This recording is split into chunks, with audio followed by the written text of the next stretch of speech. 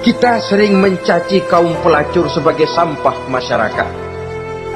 Tapi sadarkah kita bahwa pelacuran di bidang hukum, pelacuran di bidang intelektual, kadang-kadang pelacuran di bidang agama, dalam arti menjual ayat untuk membela yang salah dan menekan yang benar,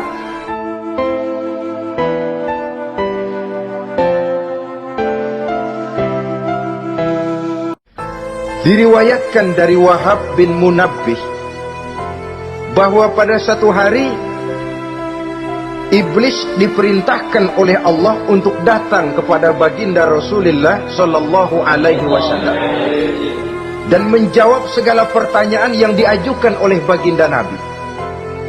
Datang iblis dalam bentuk orang tua pakai tongkat. Jadi iblis itu bisa malih warna, dia termasuk jenis makhluk halus toh, seperti halnya jin dan malaikat, itu bisa malih warna sesuai dengan yang mereka kehendaki.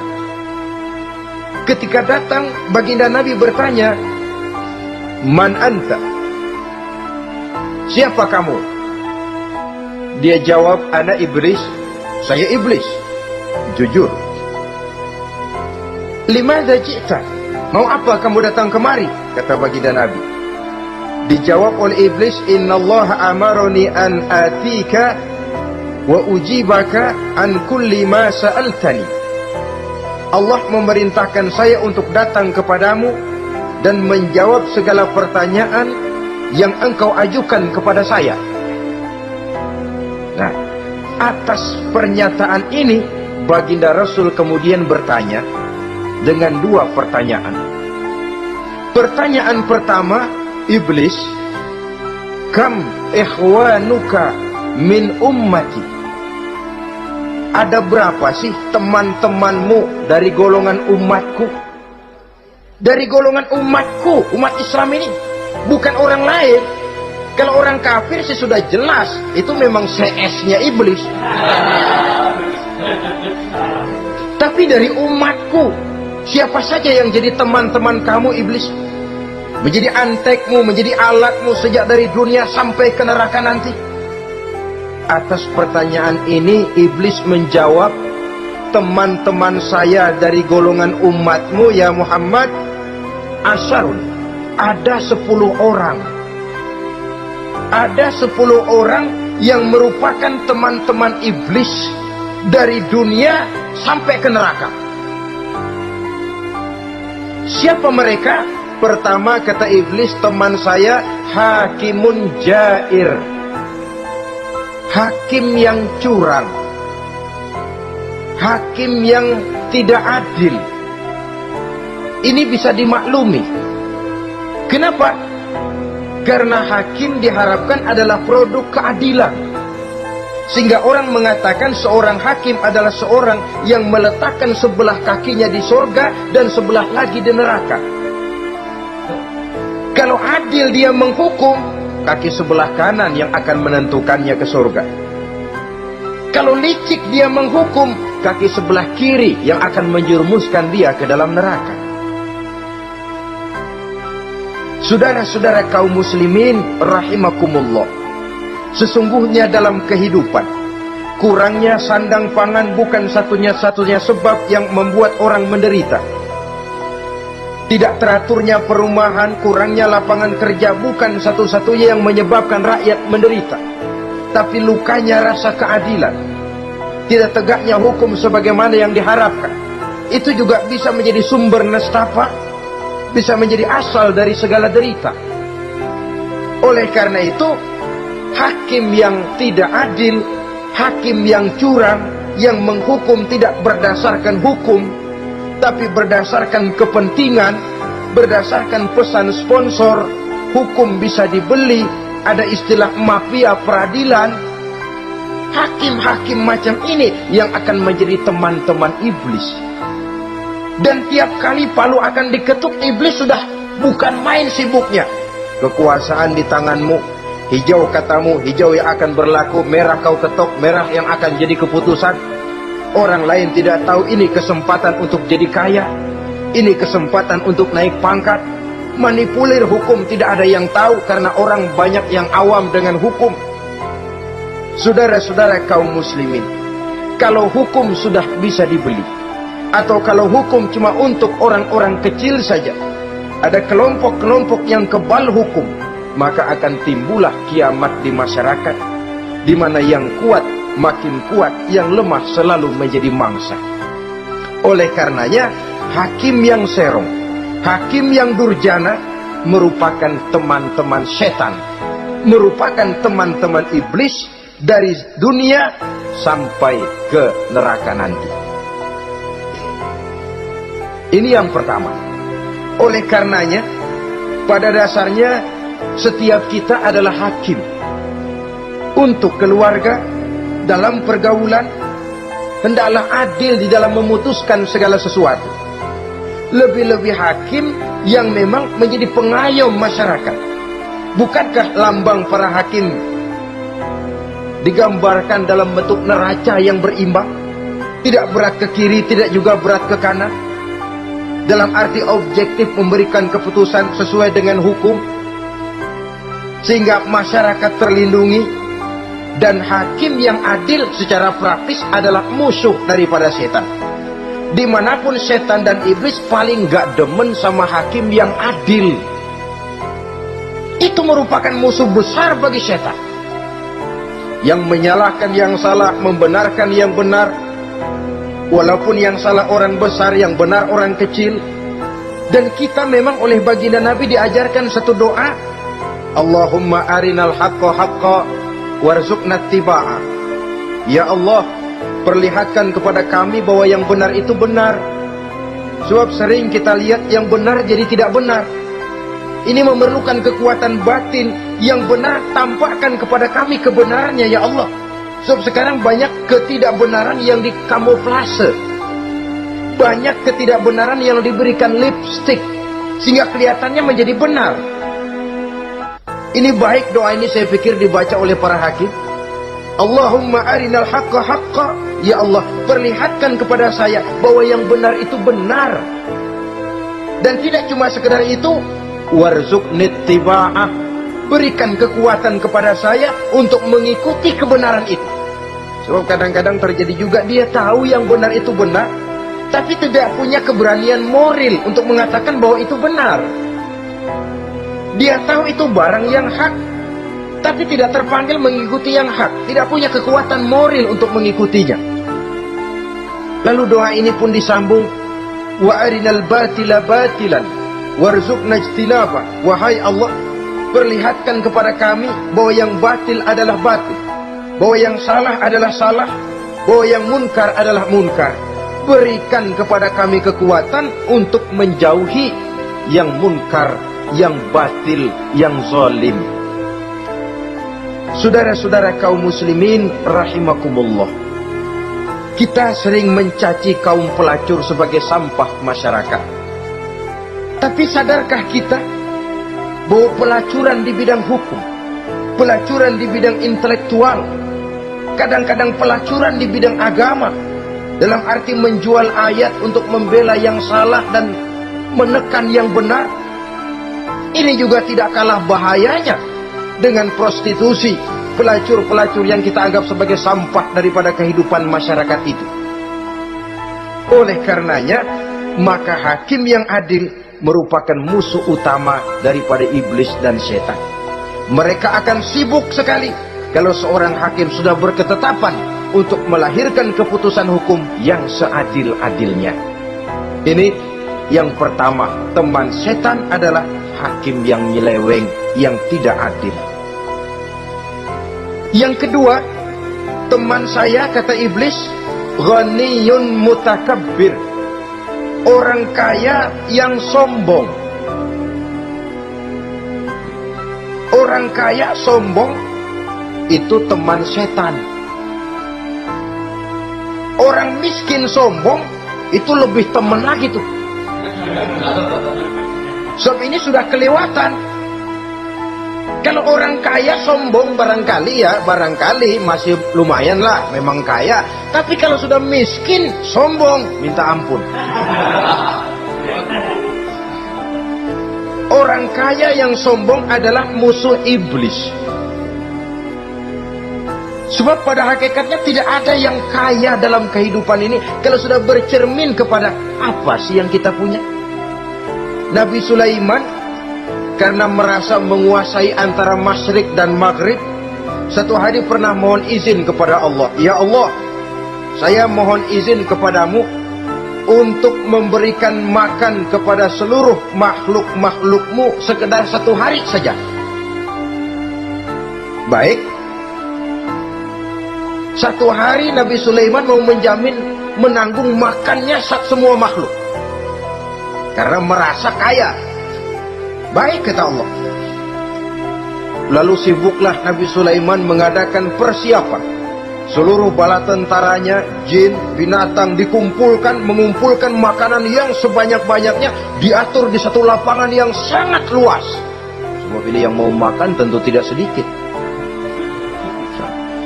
Sudah selesai persiapan, kata Allah, sudah selesai Sulaiman? Sudah ya Allah. Nah, aku mulai dari makhlukku yang paling di bawah. Ikan. Ikan Nun dipanggil oleh Allah. Rezekimu hari ini mau ditanggung Sulaiman. Naik, makan. Naik ikan ini. Sekali makan seluruh persiapan habis. Goleng kepala Nabi Sulaiman, beliau sadar lalu sujud, maha kaya engkau ya Allah. Boro-boro nanggung makanan semua makhluk hidup sehari, ikan satu nggak keurusan. Ini baru sekali makan, bagaimana nambahnya? Jadi apa sih yang kita anggap kaya ini? Maka orang kaya yang sombong pada hakikatnya kacang yang lupa akan kulitnya. Tidak ada yang kita bawa pada saat kita terlahir ke alam ini. Sebagaimana juga tidak ada yang kita bawa pada saat kita meninggalkan alam ini. Harta kita akan pindah nama. Sebab itu yang perlu kita jaga pada hakikatnya tidak lain nilai-nilai iman. Sebab ini yang akan kita bawa. Cuma ironinya, karena iman itu abstrak, bukan benda, orang yang kehilangan iman tidak pernah ribut. Sebaliknya karena harta itu materi, benda konkret, orang yang kehilangan harta cepat merasa, cepat ribut. Motor hilang, ribut. Kenapa? Motor itu benda, kelihatan. Duit hilang, ribut. Televisi hilang, ribut. Kenapa? Benda. Tapi kalau iman yang hilang, wah kelihatannya tenang-tenang saja, Pak.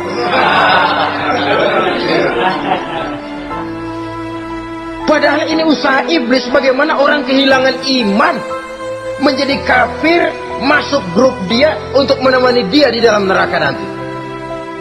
Dia gelincirkan iman kita, dan kita sering tanpa terasa telah mengalami pergeseran nilai-nilai iman kalau tidak tergusur sama sekali.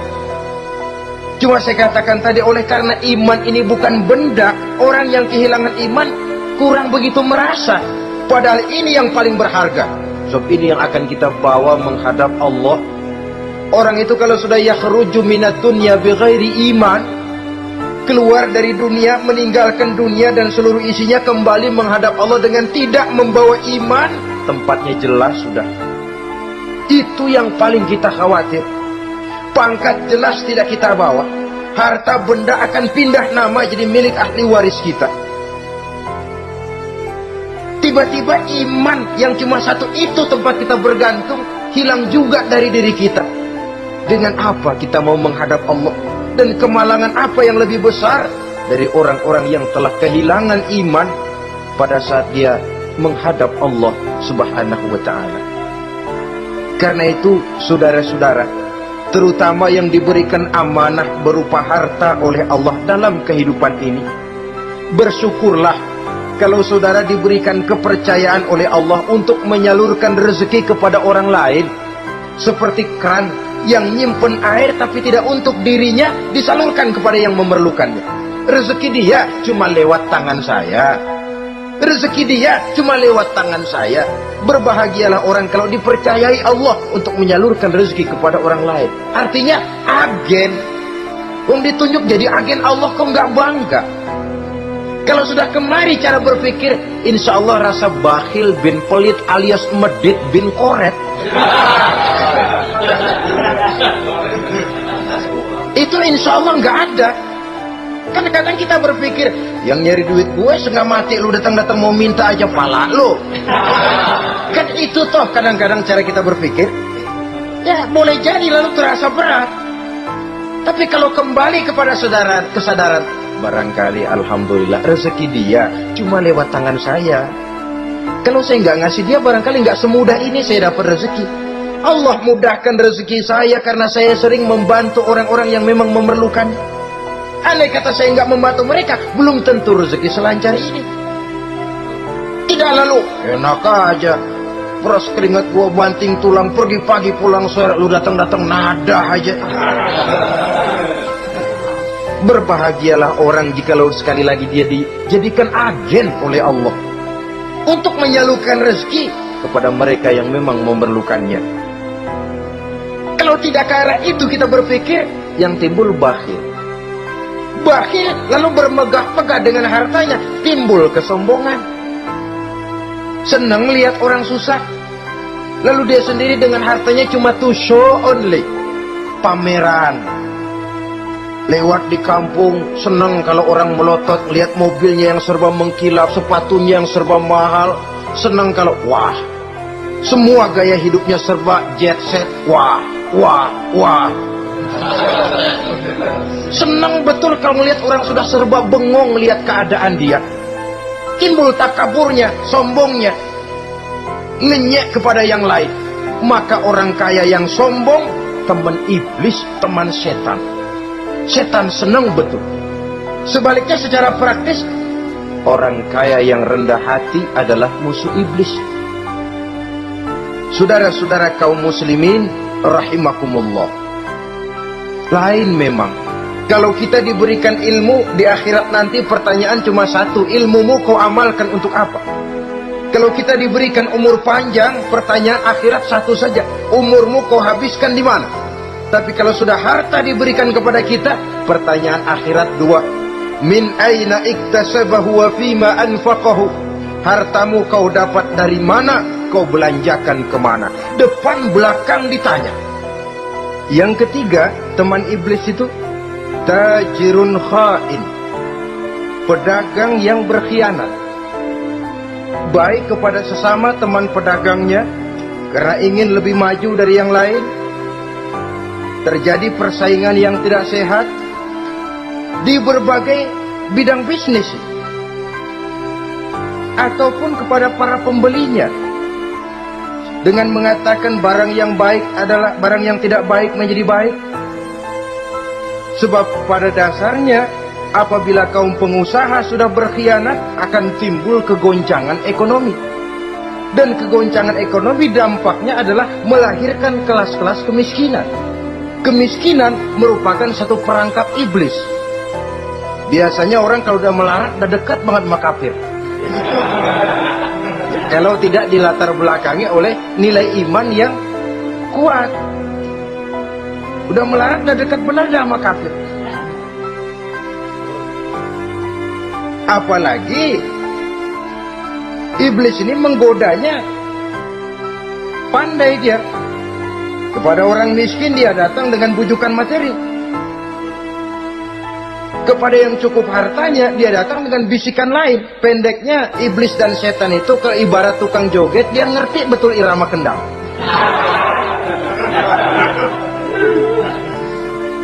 Di mana kelemahan orang itu dia selidiki, dia pelajari, dari arah situ dia masuk. Dan secara strategi perang, iblis dan setan ini posisinya memang lebih menguntungkan daripada kita. Kenapa? Dia melihat kita, kita mah nggak lihat dia. Dia bisa pelajari kebiasaan dan kecenderungan kita. Kita nggak tahu kadang-kadang kelemahan kita. Dari arah itu dia masuk. Posisi dan strateginya lebih menguntungkan daripada kita. Inilah saja yang dapat kita sampaikan pada pertemuan kali ini. Mudah-mudahan ada manfaatnya. Terima kasih dan mohon maaf. Usikum wa nafsi bitaqwallah. Wassalamualaikum warahmatullahi wabarakatuh. Waalaikumsalam.